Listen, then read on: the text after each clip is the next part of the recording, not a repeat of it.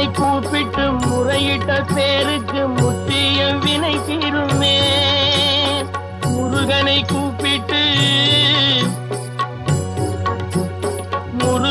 கூப்பிட்டு முறையிட்ட பேருக்கு முற்றிய வினை தீருமே. உடல் பற்றிய பிணியாருமே வாழ்க்கை முற்றிலுமே நலம் பெற்று இனி தூரமெத்த இன்பம் சேருமே. அப்பன் முருகனை கூப்பிட்டு